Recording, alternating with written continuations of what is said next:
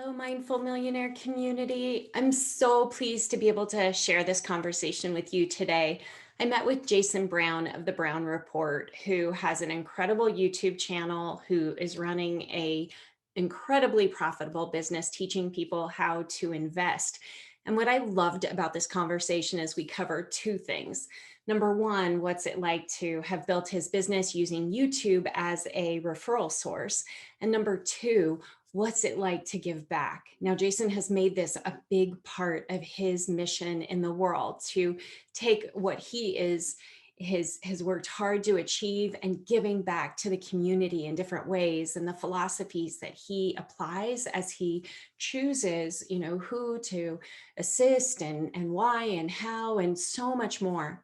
I love this conversation because we're talking about building wealth, building it in a very organic and super passionate way, which is how I would describe Jason and what he's built in his business, and then also turning it into something he gives back. As you may know, I am a business coach, business strategist. I help businesses establish metrics for tracking their success so that they can increase their profitability and take things to the next level. I teach about lead generation, how to get a fully booked one-to-one coaching practice, how to start a workshop and course, and ultimately how to build a membership if that's something you're interested in. You can reach out to me at lpeterson@wealthclinic.com if you want to learn more about the programs that I offer. And I hope that you enjoy this conversation. Jason, thanks so much for being here. Yeah, thanks for having me. I'm excited to chat. But if you could tell us just a bit about your business, what you do now, I think that'd be a great setting. Yeah, absolutely. So I started the business actually in 2013, but I left corporate America 3 years ago in 2017. And so a little bit about the evolution. When I look back on it, well, first, my business is stock market education. So I teach people how to trade and invest in the stock market. And just a little quick background how I got into that. When I was about 18, I took like $2,000 to the bank and I said, I heard people invest. So the lady basically said, I said, so I want to invest. And she basically asked me three questions. She said, like, what's your goal? And I'm like, to be rich. Like, isn't that the only reason to invest? And then she was like, so that means you want aggressive funds, right? And I'm like, yeah, I'm young. I want aggressive funds. Like that makes about sense. I don't even know what the third question was, but those were the two that I remember. Like, what's your goals? And then does that mean you want aggressive funds? I'm like, sure. And so I came back later and the $2,000 was down to $700. I came back about maybe 2 or 3 years later. So I'm like 20 years old, 21 at this point. And so I thought you go to the professionals because they don't lose money. And so when I realized that they lose money too, I was like, oh, I could do this myself. So I'm kind of cocky, not cocky, but like in the sense that like I came to you because I thought you guys don't lose money. Now that I know you lose money too, then you're no different than me. I could have lost my own money. So I took the 700 that was left out, did $200 and bought myself something to make me feel better. And then I had 500 bucks. So I was working at Sprint PCS on the weekends, making $8 an hour. And so on the Saturday shift, that was like $64 an hour. When you take taxes out, it was 50 bucks. So I was like, man, if I could take this 500 bucks and just make 10%, so like 50 bucks, that's it. And basically I ended up making $100 eventually. Like I bought it at five, the stock, because I bought our stock at Sprint PCS was $5 a share. So I bought 100 shares. I'm like, if it just moves 50 cents, I make 50 bucks. It went from five to four and fell down. I'm like, this doesn't work. Then it went back up to five. I'm like, yes, I just needed to go to 550. It never went to 550. It went back down to four. So then I'm like, okay, I'm no dummy. I've seen this before.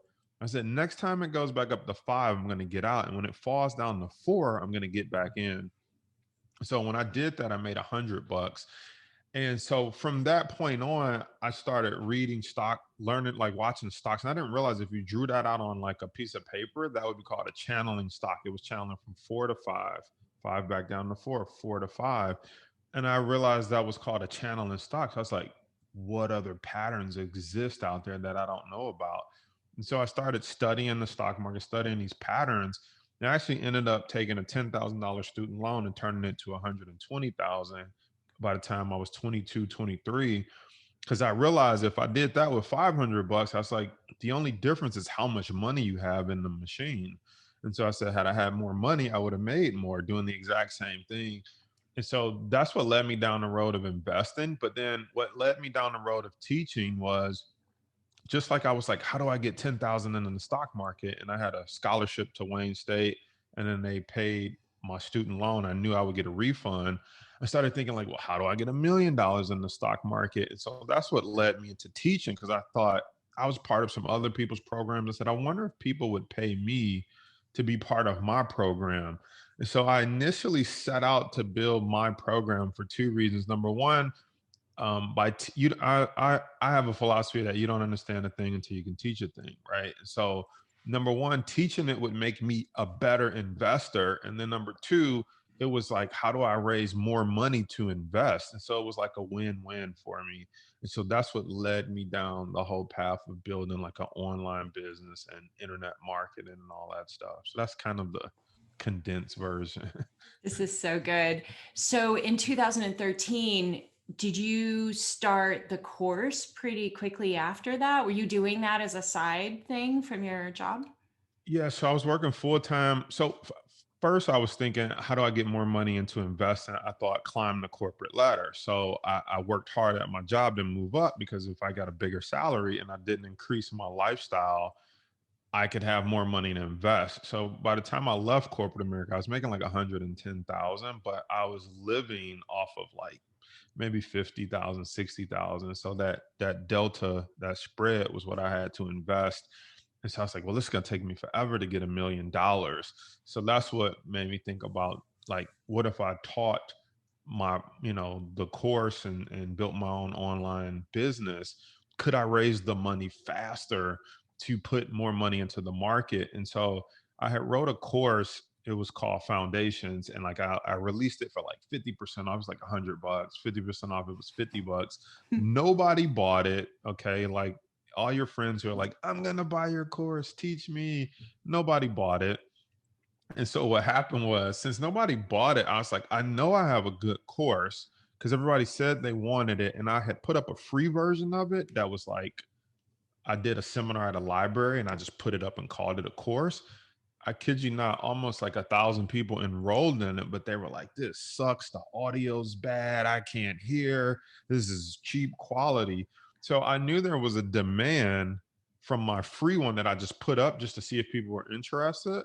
But then when I built the real thing, nobody bought it. So I was like, how do I bridge the gap between all these people who said they wanted it, and then when I built the real thing, they didn't buy it? And that's what led me down the road of like, well, how do I market this thing? Because I know I recorded a great product. I know there's a need. The missing piece in the middle was like marketing. And so while I was working my full-time job, that's when I started learning about marketing, webinars, YouTube, finding your customer avatar, et cetera, positioning, websites, blogs, how to warm them up and all this stuff. And so I actually end up taking that course, and I released a second course. Those two courses were doing about $500,000 a year while I was working my full-time job. And so I just wasn't sure if it was a fluke. Like some people have a good year and they're like feeling themselves. They're like too confident. Well, for me, I was like, I want to make sure that this wasn't a fluke, or I didn't just have a good year, or I didn't just find these people by mistake. I wanted to make sure I knew what I was doing. So I actually stayed at my job another year to see if we could do $500,000 again. And so then when we did 500,000 again, I also wanted to get through a tax season, because I was like, what does taxes look like with all this money I'm making? So I wanted to get through a tax season, as well as make sure I knew it wasn't a fluke, and that I could sustain doing at least 100,000, let alone 500,000. And so the second year that we did 500,000, I started looking at quitting going into the third year. That is amazing. And so the things you were learning about, putting folks into an email list and all this stuff, like, did it work right away or did it take a while to figure it out? Well, I would say no, it didn't work right away because those are all the same people who said they would buy my course and didn't buy it. So like I was disappointed. Like they just said they would buy this course and they wouldn't buy it. And so but no, I had a couple failures before that. I actually had a membership site even before the course because I actually wanted to teach people and show them what I was doing and trading options. And what would happen is everyone who were enrolled, I never had more than 6 members at one time because they would just cancel, keep canceling. And I never got more than 6 members. And so I was like, why do people keep canceling? So I surveyed them, and most people were like, I'm confused. I think I need the basics. And I was like, I'm this advanced stock trader. Like, I don't teach the basics. People learn the basics somewhere else. And so I finally was like, all right, I'm gonna give people this basic course that they wanted. And so I recorded that basic course, but then nobody bought it. But what happened was, as I learned how to market, right, I started to say, well, where are the people at? Where did they go to watch videos? Where did they go to look this stuff up? So for me, it was YouTube. So YouTube has and always has been my number one traffic generator because I'm like, well, where do people go to watch videos on this and watch it 24/7? Because I internet marketers would do like, let's do a webinar at 8 o'clock, right when they're getting off work, or um, one at 6 o'clock for people on Eastern or whatever time zone. And I thought, well, what about the people who are like up at night? And what about the nurses and the doctors who work a weird shift? So for me, I was like, where can I go where people can just watch it around the clock? And so like I took my talents to YouTube. And so from there, basically people started buying the course and then they were like, do you teach options? Then people wanted my second course. So I recorded it. And then they were like, how can I follow your trades? And so I'm like, yes, we're back to where I always wanted to be, which was the membership, which is to show people my trades and how I'm doing it, how I'm finding it. But I had to go back and meet them where they were at and build that beginner's course and the second course. And then they were asking me at this time, instead of me asking them, like, you're ready to join they were like, how can I follow your trades? And so that's when we relaunched what is now known today as Power Trades University, which has the courses in it. And then you could actually follow me live as I trade and look for real stocks, and it has a community forum and stuff to it. So to answer your question, did it work the first time? Absolutely not. It didn't work several different times. But that not working for me was like teaching me like, oh, do it this way. Oh, maybe they want this first, and teaching me just how to structure the entire program to take someone from beginner to where I really wanted them, which is inside of a university following me. It wasn't a university back then. It was just like, I don't even know what it was called, but Here's the it's like, thing. Do you still post regularly on YouTube to oh bring yeah, folks in? absolutely. Yeah, YouTube is like my number one traffic generator. Um, what I love about YouTube over Facebook and Instagram, so many people are marketers, and you have to get clear on what works for you. Because if not, you'll just kind of do a bunch of different things. And so for me, it just made sense. So I'm like, nobody goes on Facebook and like searches stock trading. No one goes on Instagram and searches like how to invest. So for me, I wanted to go where people were specifically looking for what I had. People go on YouTube and type in how to open a trading account, how to read a stock chart. And so to me, from a common sense standpoint, is like, why am I not playing right where my people are at? Because like at the time, everybody was like Facebook, Facebook, Facebook, Facebook ads. And I kept trying to feel like I was fitting what they call it, like a square peg into a round hole. Like I kept trying this Facebook thing, but YouTube was the one that was giving me results. But I'm like, but I gotta figure out Facebook. Everyone says Facebook. So I didn't scrap Facebook. I still use Facebook, but for me, it just made sense to plant my flag on YouTube where my people were looking for. Like Facebook, I had to stop them, interrupt their news feed. They're scrolling through, looking at their friends' content, and they're having fun. And here I am, like, thought about investing. Whereas, like, they're like, no, not right now. Whereas on YouTube, it was like, yes, I'm looking for this and I'm looking for it right now. So it just made sense for me to plant my flag there. And so that's why I put more energy into YouTube. And then I just repurpose stuff for Facebook Instagram just to have a presence there, but that's not where I focus. The conversations I've had with folks who have focused on YouTube spend a lot of time creating their material. I'm curious do you spend a lot of time creating what you put together? Uh, Gosh, it depends on what's a lot of time. Like to me, I look at YouTube as a place of infinite returns. So if I post a video on Facebook or Instagram, like no one's watching it next week. It's far down the news feed. Nobody cares. Like no one's, it's not a search engine. I have videos on YouTube that I posted 4, 5, 6 years ago that gets over 1 million views. And so it's the gift that keeps on giving. So I look at YouTube as it doesn't matter how much time it takes me, I know it will continue to pay dividends well into the future because someone every year is turning 18, 21, 45, worried about their retirement or worried about investing, and they go right in there and they search for how to open an account or how to invest or whatever. So I'm willing to put whatever time it needs to be into a YouTube video because you record it once, you get paid off of it over and over and over again, or it brings you leads over and over and over again. So I don't know if that answered your question Yeah, it's because I don't know great. what's a lot of time, but Like, do you script it out? Then you obviously film it. I mean, are we talking like a day to do all of that for one video? That's kind of what I'm well, looking. the better you get at it, the faster it goes. So I mean, I can just cut a camera on and just talk through some points and then boom, shoot it to my editor. He'll bring in some B-roll, etc. So I can crank out a video in 30 minutes or less.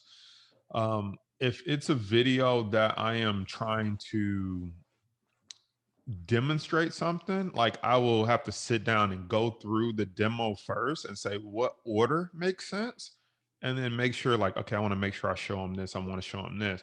Then I'll go through it first, then I'll cut the camera on and I'll go through it recording it. That way I'm not like, where's this at? Hold on, guys, let me find it. That way I'm not doing all that stuff. So it really just depends on the type of video and how much time you need. But you get it down to a groove or a system to where, like I said, I can cut a video in 30 minutes. I can cut one in 10 minutes. It's just it's easy Yeah. after a while. It's just muscle memory. And if you know your topic and what you're talking about, you know, your passion, your excitement will come through on the camera. Everything else is just editing. So I think what most people mess up at is they try to be the talent and the editor. Just be the talent. Let the editor zoom in, zoom out, bring in some unicorns or whatever to keep people attention. You'd be surprised how a talking head video will turn into an exciting video just by adding music behind it, just by your camera person zooming in, zooming out, all in edit, and just adding words on the screen as you're saying them. It's the same video, but just those few editorial tweaks will make it so much more interesting. And I think other people are trying to figure out how to make it interesting while they're recording it and not realizing a lot of that stuff's done afterwards anyway. Oh, that's so good. Why do people come to pay you money versus just watching all your content? I mean, can they learn a lot through the YouTube channel? Like, what's the decision that somebody makes before they come and pay for you to help them? Yeah, so the YouTube channel is, content creators, sometimes people get caught up in like, if I give all this away for free, then no one will buy my products. And the answer is probably not if you give it all away for free or if you don't realize how much more knowledge you have. And what I mean by that is there's so much to investing that how to open your account, I don't have to sell that. I'll walk you through how to open an account. You still need to know the best time to buy, the best time to sell, how to read charts, what technicals to use. So there's like, I won't go into all of that, but I'll be like, let's open up an account. And then there's like three most important chart patterns. I'll teach you one of the chart patterns on YouTube. I'm not going to teach you all three. I'll teach you one and say, if you want the rest, come join the program. So you have to make sure that you're definitely giving them enough to get started, to get going, but in the getting started, there always is a new problem. And so you just have to let them know that there's a new problem, and that if you want all of the problems solved in a sequential way and you want to save time and in an organized way have access to me, then you're going to buy the program. If you just want to know how to open your account and kind of guess your way through the rest of it, that's the free content. And that's really what it's about. The people who want a direct plan and path to the money, a direct plan and path to you, because I'm not going to be assisting all the free YouTube comments the same way that I assist the people in my paid program, then they're going to get out the credit card and do business. And I think that's the biggest difference. It's really paid off for you what we've talking about. And I know one of the things we wanted to talk about was giving back, but how comfortable are you sharing just the trajectory? Because in a short amount of time, this strategy has really taken off for you and done very well, enough that you have been able to start to give back. I'm just curious what you're willing to share, because it's really helpful for my listeners. Yeah. So with respect to giving back, so for example, I donated to my alma mater, my school that I graduated from, Wayne State University in Detroit, Michigan. So I donated to them. They named a space after our business. There's a space called the Brown Report in the School of Business. This past year, we've given away more than we've ever given to our church. I come from, humble beginnings where we were putting $1 in the plate, and that was a lot of money. And so we've been able to give uh, pretty extensively to our church. And then, you know, some of the things that we look at doing, for our family and stuff like that. I won't mention all the things we do for our family, but we even as a company have looked at, like, we have meetings that say what else can we do this year. So we looked at doing different things like partnering with inner city organizations for from teaching the stock market, teaching investing to some of these kids and their parents. Can we donate laptops? Can we do something like rent a truck and partner with Myers and give out Thanksgiving turkeys? And so giving is just, it keeps evolving, because the more money that you make, the more you start to say, like, or the more you realize, like, you're kind of alone, right? Like, there's not like a whole bunch of, like, you got your internet friends, right? But then there's not like a bunch of millionaires hanging out around you all the time. You start to realize the how big the poverty gap is. And it's not because something you did or didn't do. It's not always because of something they did or didn't do. Sometimes people are just where they're at because of, they don't want to put in the work to go any further, et cetera. But we basically look at giving as a holistically, not just money, but like, how can we give with our time? How can we give with our resources? How can we give for people who don't have the money to purchase our course? That's why we put out the free content on YouTube. So we look at giving holistically and not just like as a, like, okay, we gave money, we did our part, because you could give money to the wrong charity that blows it, and it's like, yeah, you cut a check, but did the impact reach and do what it's supposed to do? So that's really just how I view giving, and some of the things we've been able to do, and then some of the things we're looking to still do, because we still don't have giving mastered by any means. For me, before we gave and did anything too astronomical, I just had a philosophy that we needed to make sure we were okay, because I think we can give more if we make sure we're okay. And people who give too early sometimes put, or give too much too early. You can always give something, but some of the bigger things I wanted to do and still want to do, I had to make sure that we were okay. So, for example, we paid off our lake house here in Michigan. We don't have any car notes, any student loan debt. We don't have any credit card debt, because I want to make sure we're okay. You can't, it's the whole airplane mentality, right? Put your mask on first before you can help someone else.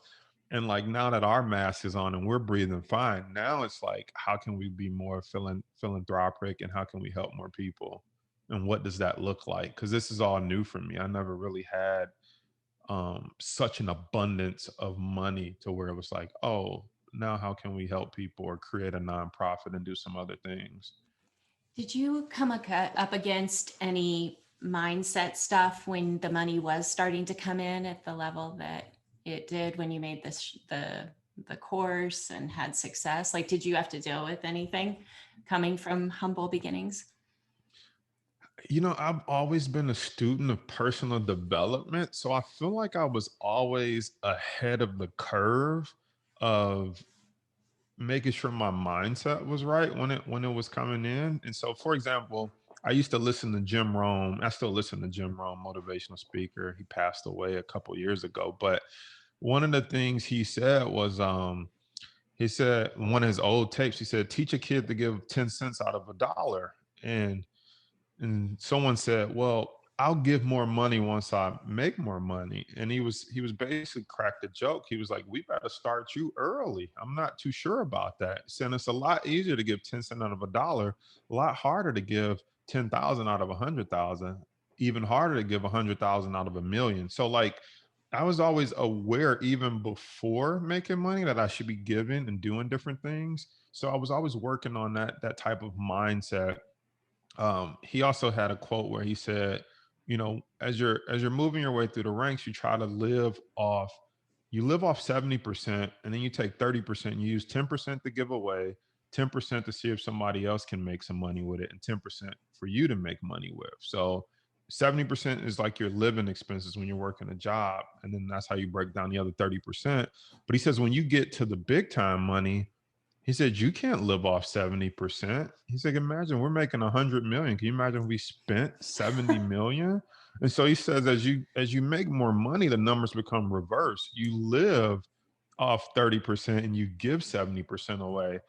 And so I've taken that mentality even when I worked my full-time job. When I had those pay increases, I was living off, 50, 60,000, not trying to increase my spending all the way up to financial red line like most people do. So my point is, I've always been working on like my mindset and preparing for the day that you would get quote unquote a lot of money, which is always funny to say because when you're here, it doesn't feel like a lot of money at all, which is weird because when you don't have it, you're like, if I can make $1 million, I'll be rich.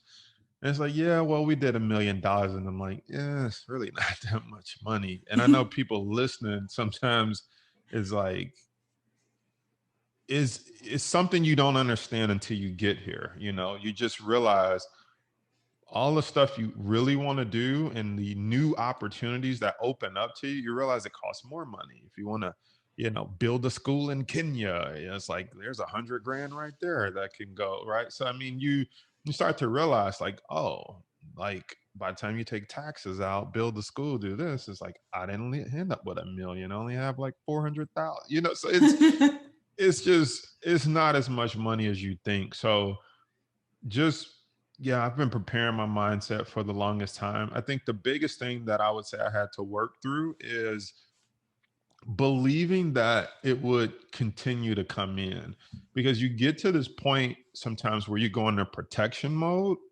and it's like I spent more money on ads when I wasn't making $1 million. Then when I made it, I'm like, how much are we spending on ads? How much are we spending on this? How much are we giving away? And it's like, whoa, whoa, whoa, whoa, whoa. You gave away more when you made less. You spent more when you made less. And I started to worry more that I made more, because you kind of get into this like, I heard Grant Cardone say this one time. He says, be careful of taking advice from a millionaire. And he said, because a millionaire, once they get it, they're just trying to hold on to it. Right. And it's like they just don't want to lose it. And so they stop innovating. They stop being creative. They stop taking risks. And so I found myself sort of starting to veer into that place. And then I had to remind myself, like, no, we got here by taking risks. We got here by hiring people, investing in tools, resources. And so just having to remind myself that money is just a tool. And, if you don't use the tool, it kind of eventually gets rusty. You don't use a hammer, you don't use some screwdriver. Go look at it after it's been in the garage for a while. It starts to, rust around there because it's just been sitting. Water's been getting to it, etc. And so I kind of look at money the same way now and try to remind myself it's just a tool. If you don't use it, if you don't take some risks, it starts to get rusty and starts to slip away from you. I can so relate with what you shared about becoming a millionaire, and it had a lot to do with how hard it was for me to leave my, job and start my company, because even though we had built wealth, I think I was just so afraid of losing it because I had come from so little, and I didn't really understand all the mindset stuff. Part of the reason I'm so interested in giving is that we have lots of different ways that we give. And I think what I've found is the past 7 years since I started my business and left my corporate job, when I got into it, I realized this was my way of giving back, and not focusing on making a lot of money gave me incredible freedom to follow my heart, to write about things that probably people didn't want to hear, but they would actually help them a lot. And it's hard to charge a lot of money for things that people don't want to hear, but they badly need to hear. So I was willing to be a pioneer at my own expense, but the joy and the vision that I hold for the future is what propels me forward, not so much the money. But when I hear you talk, like, I get really excited about the potential to have more money to give. Do you think that your prosperity has been in direct relationship because of how you've thought about giving? Like, do you see that they're connected? It's definitely connected. It's I read a book. I mean, I'm sure you may probably feel familiar with it, like The Alchemist. Hmm. And there's these principles about, and also in the Bible. I'm a Christian, and they teach about living open handedly. And one of the things that my pastor said, well, he actually transferred to another church, but that's neither here nor there. But one of the things that I took from him was, he said, when the Lord blesses you, he has somebody else in mind. And so, like, I don't believe the Lord, like, I'm not super special, right? I think the Lord blessed me because he had somebody else in mind, whether that's taking care of our parents in their older age. Maybe he had everyone that we've hired on our team in mind, that during this pandemic, we were able to still be hiring and having our best year ever, but where other people are laying off. Like, he had all these people in mind. And so if I didn't follow if I lived closed handling, it's like, well, I don't want to hire anybody because that means more money. Or I don't want to give away to our church because that means more money. I don't want to donate to Wayne State because that's more money. I don't want to, um, we've done random stuff like pay anonymous people's bills. We've done the whole thing where, like, we would like go to a grocery store and try to, like, we'd partner with the cashier and we'd leave a gift card and we'd like pay for the next 10 people. Or we've done all kind of things, but in doing those things, it fuels you to kind of go make more money though, too, right? Because it's like, that was kind of cool. I was able to touch somebody else's life. And, like, that's the power of making this money, not really just sitting on it, watching digits go up. I even teach my students that. I said, like, we don't make money just to see digital currency in our trading account just go up and down. It's like, it's not until you send it out and do something with it and make it real that you've experienced the power of the money. And so, whether that's giving it away, whether that's helping someone, whether that's buying something you always wanted, once you do that, and it's kind of an adrenaline hit. You're like, okay, let's go make more money. I didn't die. I paid for something. It felt good. And then you start to realize there's a whole lot more where that came from. But if you didn't live open handedly, if you didn't help anyone, you didn't give any away, you're you're you're subconsciously saying, like, I don't believe there's more of this out there. You're subconsciously saying, this is as good as it's gonna get. Let me hold on to this. Like, I don't know if I should give anyway because I don't believe my skills, the Lord, or whatever you believe in. You don't believe that you can do this again or that you're gonna be blessed. And so that can be more dangerous than just giving it away, right? Because now, what are you sending out subconsciously into the world? What do you truly believe about yourself, your skills, what you've built, what you're doing? And that's a dangerous place to be because you don't even know you're there, right? Because it's subconsciously some of the things that you're saying to yourself. So giving just kind of breaks that paradigm and cuts off that connection to the subconscious being negative, and it just You just totally reverse the game and you just like, I'm gonna give it all away. Like, there's nothing more crazier than the richest man in the world saying, I'm gonna give all my money away to the second richest man in the world.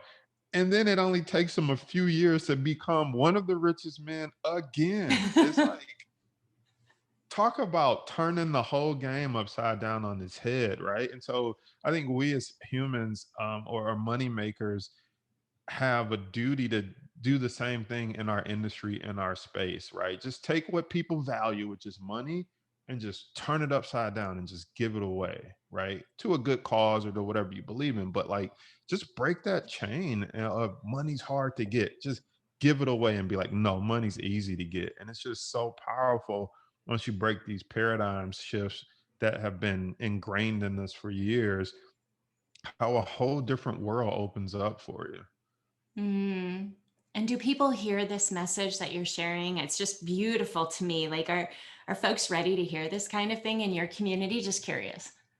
I don't know if they're ready to hear it, but that's why I started my podcast, which is the Money Markets and Mindset podcast, because I realized they come to my YouTube channel for more how-to stuff. But even when they know how to, what's holding them back is their mindset. And so that's why I actually ended up creating the podcast, because I needed an outlet to talk about this mindset type of stuff. So whether they're ready to hear it or not, I make sure I record, things like that, or do episodes like on your podcast, because people need to hear it. All they're hearing is Facebook ads, YouTube ads, and funnels, and build this and get this money and add to cart, click this and close the doors and limited time. Like, that's what you hear, but no one's talking about all the other stuff, right? So whether they're ready to hear it or not, they need to hear it, which is why it's exciting to do podcasts like this. Because it's like, man, if another person asks me about a funnel, it's just like, dude, just find your people, teach them, they'll pay you for more. It's not that hard, right? It's more about who you have to become that will make people get their credit card out, not if you got the right email sequence or not. Ooh, that is some good stuff. And I'm guilty because I asked you those questions, but it's funny because I Mhm. trust that, like, we got everybody here. They were listening. You were sharing some really special stuff before we got to the most important, which is, how do you create the life that you really want to be living? How do you do Yeah. that? And I'm open to talking about funnels, but it's this other stuff that never gets talked about, that people just think, oh, if I get that Kajabi software or Infusionsoft, all my problems are going to be solved. It's like, nothing's going to be solved if you don't believe in your product. You don't believe that there's abundance in this world. Like, no software is going to solve that. No funnel, no Facebook ad. And so you got to get to the core of, like you said, giving away. What do you really, is not just about giving, but what does that say about you as a person, say about your character? You'll even notice that if you take money out of it, because you don't only have to give money, but in giving your free content, don't hold back, give some jewels, right? Don't be like, well, they won't buy my program. No, what it'll force you to do is go deeper in your program, talk about even more stuff. So by the time you get to your program, like they say, your free stuff should be better than most people's paid stuff, and your Yeah. paid stuff should just be absolutely next level. And giving your content away strategically will force you to step up your game with your stuff that you're selling. There's stuff I gave away so tough, I was like, man, I gotta go re-record my paid stuff and go even deeper, but it made it that much better. So it's all intertwined. It Because really is. as human beings, we're like a limitless supply of creativity. And there's always angles to the things that we talk that can go deeper and more helpful. I think this is why I like live coaching, because I don't always know what people are thinking. But when they ask, it's like, oh, yeah. And then everybody's like silence. And they're like, that was so good. And I'm like, I would have never been able to create a video on that had you not asked the question. Right, right. Yeah, something magical happens when it's live. Yeah. And Yeah, you can get real-time feedback. it's beautiful. And oh my gosh, this conversation is amazing. You've really inspired me. And I think one of the things that was coming up as you were talking was just the fact that when we run businesses, it's not easy. At least I haven't found the easy path quite yet, but because there's ups and downs, you're taking risks. Human beings aren't always wired for risks. And a lot of women that I work with are definitely not wired for risk. And so you're a very comfortable person if you're a trader with learning your appetite for risk. But I read about what you do and how you put your whole entire strategy together so that you're not living, like, oh no, what's going to happen to my portfolio tomorrow? But all said, when you run a business, it does have an element of ups and downs. But what I'm hearing is that giving and having that be a big part of your strategy causes you to not sweat the small stuff.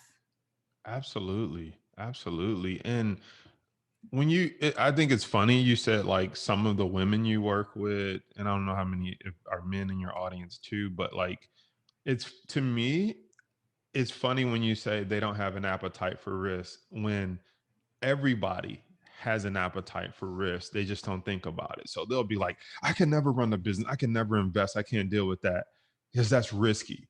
And I say, well, do you have a job? Yeah. And I'm like, I can never just have a job because that's risky. You never can make it's so hard to make it to 40 years and actually retire. I've seen so many people get the year 37 and the company just lays them off and they lost the entire 37-year retirement that they built. I've seen people get downsized, right size, left size, move to a different department to take less money. I've seen a pandemic come through and just hurt people who even had good jobs who did nothing wrong. And so that's risky.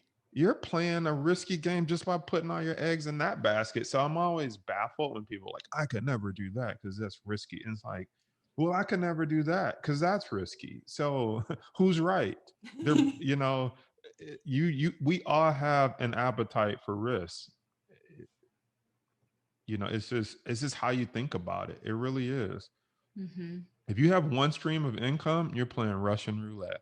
Like you're playing a super risky game, right? You're like, oh well, I'm married. Great. If you got two streams of income, you're playing Russian roulette. If one person goes down, 50% of the income goes away. That's a risk. That's a huge risk. That is a huge risk to me. So I'm always when people say like I could never take risks, I'm like, you taking a bigger risk than you ever could imagine. With respect to money. Yeah. Um, they don't realize like in business, what's your risk? It's like they don't like my product. Like, okay.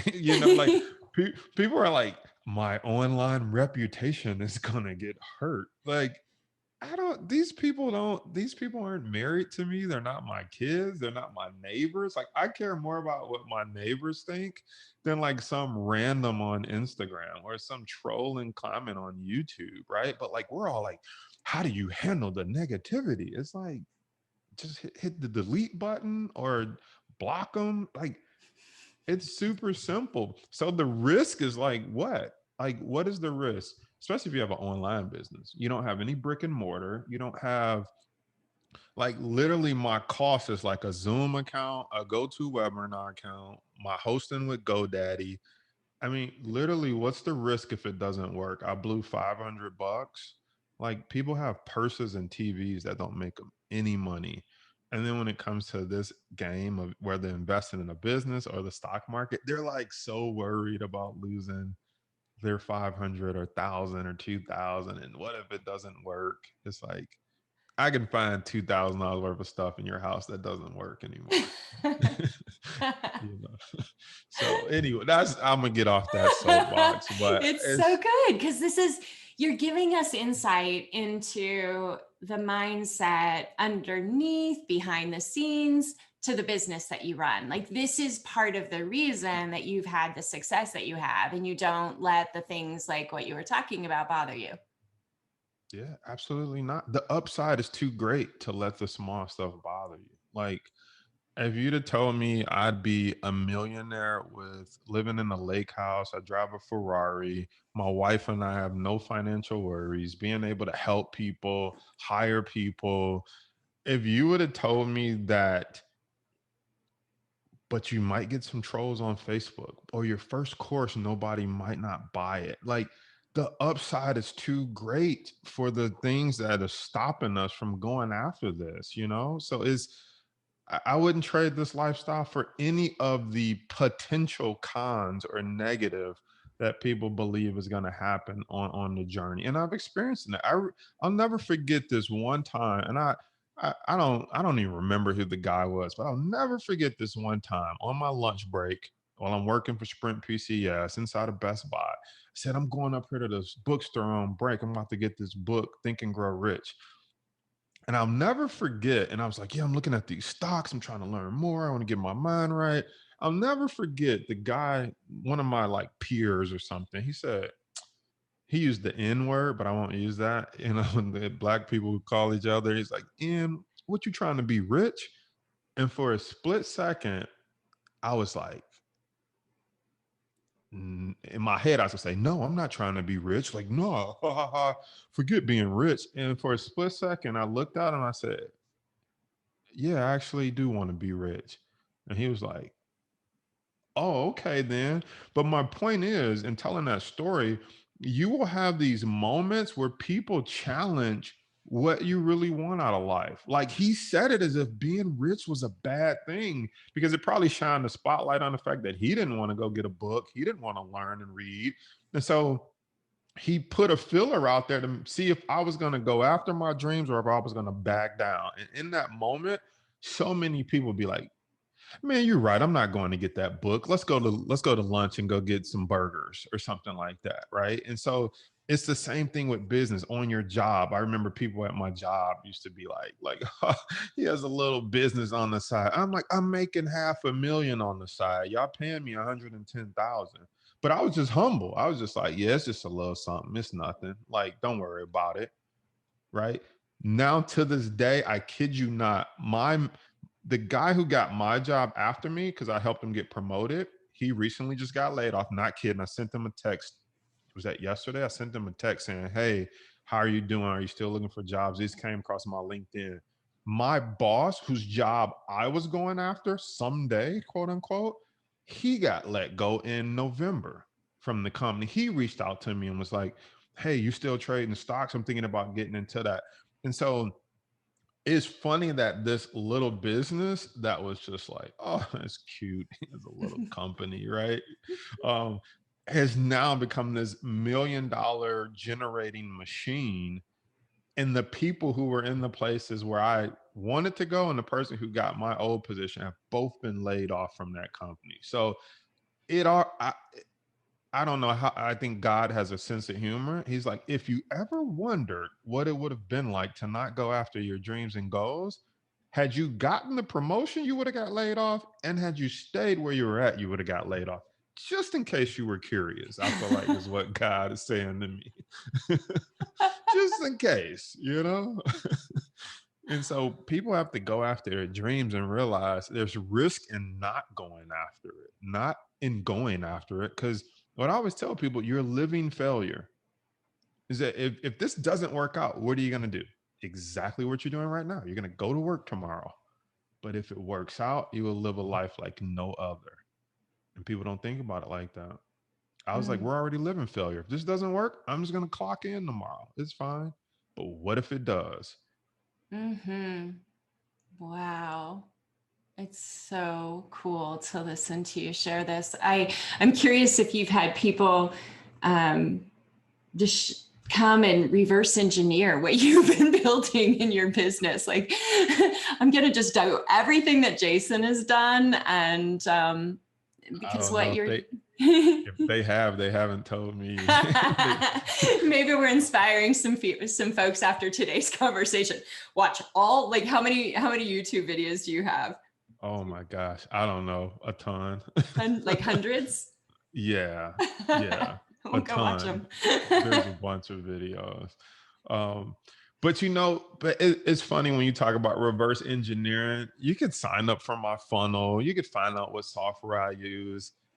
But if they don't reverse engineer what we talked about in the beginning, the giving, the Hmm. mindset, the living open handedly, the believing in what you do and believing that more is going to come, just finding out what software and what video I did, that's not what makes me. That's not what's going to Mm-mm. make you a player in this field, because if it was all content, then it would just be a matter of like a TV show, just who can put out as many episodes and reruns as possible. But it's the passion, it's the confidence, it's the willingness to help Exactly. people.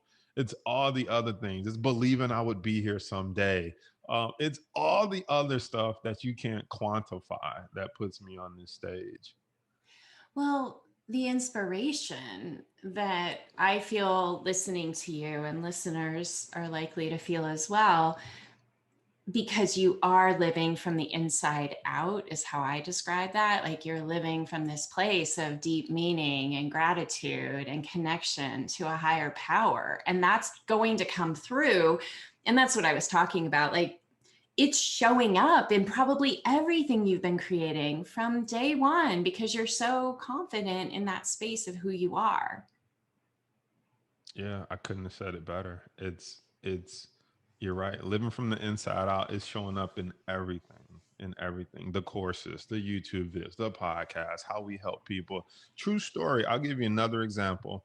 This young lady reached out to me on Instagram. I won't say her name, but she reached out to me and said, I bought someone's program. They're not responding to me. I'm really trying to learn this stuff. I paid this much. And I said, let's jump online. Let me walk you through some stuff. She is not my customer, not my client. She didn't even buy my program. She bought somebody else's who ghosted her.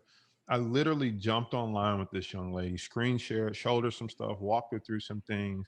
I would typically, it doesn't matter how much I would charge for that. The bottom line is, I'm like, let's help this young lady, right? It's not like, well, you didn't buy my course. And like, well, if you want to book me for an hour, let me send you an invoice. I just know we have so much to give. It's like, let's give, let's help, let's do it, let's jump on. She was like, I'm just happy you responded, let alone jumped online with me for an hour. And it's just like, I haven't even talked to her since. I hope she's doing great. But just that hour I spent, she's like, I learned more with you in this hour than I've learned buying this other person's program. And just that alone makes me feel good. Right. And it's like, that's what we're talking about, being a giver, being a helper, right? We didn't get to this place of like, well, I made it, so all you little people get your credit card out. It's like, I remember being broke. I would have been super stoked if a millionaire jumped online with me for an hour. Granted, you can't just, you know can I buy you coffee? For everybody listening, we can buy our own coffee. All right. But if you come with a humble spirit and just really need help and say, anything that you can do. She didn't ask me to jump on. It was just like any direction you can point me in. And it's like, man, let's help this person. But sometimes people come and just demand stuff, and you're like, I'm busy, right? But Hmm. my point is, being able to give I felt better about helping her for 1 hour than like all the PayPal ka-chings that come through on my phone. I Hmm. really did. I felt so good that I was able to help her versus all the sales we made that day. It's the same way I feel. There have been so many times over the years. And I think that's the cool thing about just being out there is, and you don't even know what it is, but just this email comes across your desk, and you're like, wait a minute, like I can really help this person. They're not asking for it. It's the coolest thing. And mentorship and giving and free content and podcasts. I mean, we live in an incredible time where we can help folks at so many different levels. And I think what I've learned, and this conversation is inspiring me, is there's always, something else. There's always another kind of, rung in the ladder or what have you, of like how your mind can expand to see how you take what you've built and what you've learned and what you are carrying in your spirit bank and like bring it to folks who really need it. And if it's one person, it's awesome. If it's 1,000 people, it's awesome. It's like you still know that your intentions are being able to be lived through you. And I am so grateful that we got connected in our group, because I was looking for someone to talk about giving, and I just had no idea about your story. But the fact that you have shared so much with us, like I am grateful, and I'm sure listeners are going to really enjoy this too. Yeah, and I'm grateful for you having me on the podcast because I always think like wasn't that long ago nobody cared about my story, right? So like I'm always honored. Like I haven't made it so big time that I'm like, let me check with my assistant. I'm like, somebody wants to hear my story, like because this was a kid from Detroit that was broke working cell phones in the mall. Like nobody cared to hear what I had to say. So I'm just always honored to even, share or help someone. And I know I was listening to podcasts and I used to be like, these people are making how much money and they're doing what? And I know that that stuff inspired me. And I said, if I ever make it to a point where my story matters, like I want to share it because I don't know who's on the other end that I'm inspiring. So thank you for reaching out and putting this together. That's awesome. And I will say my grandmother went to Wayne State, and the only person in our family who's ever gone to college other than me, and then my dad grew up in Detroit. So we have a little connection there. Nice. Well, if you ever in the city, well, after this pandemic is over, we will have to get together. That'd be awesome. I love it. Thank you. Thank you, Jason. I know we wanted to tell folks where to go next. I'll let you tell them if they want to learn more about trading, power trading. Yeah. So the best place to reach me for all things social, email, podcast is just to head to the main site, thebrownreport.com. From there, you can connect with my YouTube, Facebook, Instagram, our Power Trades University. So thebrownreport.com. And even if you mistype it and type brownreport.com, we own that domain too. So either one works, you'll find me. Thanks again.